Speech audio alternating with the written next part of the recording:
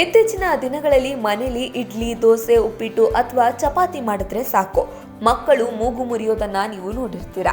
ಅದರಲ್ಲೂ ಮಕ್ಕಳಿಗೆ tiffin ಬಾಕ್ಸ್ಗಂತೂ pizza, burger, chips, ಕುರ್ಕುರೇನೆ ಬೇಕು.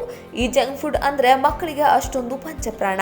ಆದ್ರೆ ಈ ಅಭ್ಯಾಸದಿಂದ ಮಕ್ಕಳ ಆರೋಗ್ಯದ ಮೇಲೆ ಎಷ್ಟು ಕೆಟ್ಟ ಪರಿಣಾಮ ಬೀಳ್ತಿದೆ ಅಂತ ಗೊತ್ತಾ? ಈಗ ಇದಕ್ಕೆಲ್ಲ ಬ್ರೇಕ್ ಹಾಕಲು ಸರ್ಕಾರ ದೊಡ್ಡದೊಂದು ನಿರ್ಧಾರ ಕೈಗೊಂಡಿದೆ.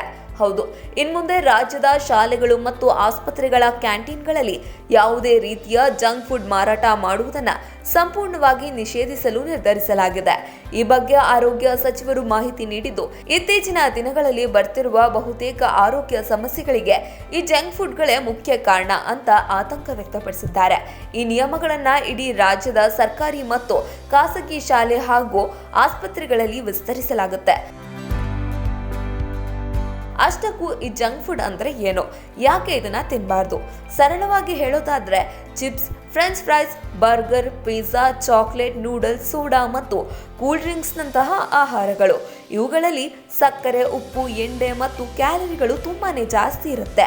ಆದರೆ ನಮ್ಮ ದೇಹಕ್ಕೆ ಬೇಕಿರುವ ವಿಟಮಿನ್, ಪ್ರೋಟೀನ್ ಮತ್ತು ಫೈಬರ್ ಒಂದಿಷ್ಟು ಇರೋದಿಲ್ಲ. ಹಾಗಾಗಿಯೇ ಇವುಗಳನ್ನು ಆರೋಗ್ಯ ತಜ್ಞರು ಖಾಲಿ ಕ್ಯಾಲೋರಿ ಆಹಾರ ಅಂತಾನೂ ಕರೀತಾರೆ. ಈ ರೀತಿಯ ಆಹಾರಗಳನ್ನ ದಿನವೂ ತಿನ್ನೋದ್ರಿಂದ ಮಕ್ಕಳು ಮತ್ತು ಯುವಕರಲ್ಲಿ ಬೇಗನೆ ಬೊಜ್ಜು, ನಿಶಕ್ತಿ ಹಾಗೂ ದೀರ್ಘಕಾಲೀನ ಆರೋಗ್ಯ ಸಮಸ್ಯೆಗಳು ಕಾಣಿಸಿಕೊಳ್ತದೆ. ನಾವು ನಮ್ಮ ಮಕ್ಕಳಿಗೆ ಕೊಡುವ ಆಹಾರವೇ ಅವರ ಭವಿಷ್ಯದ ಆರೋಗ್ಯ.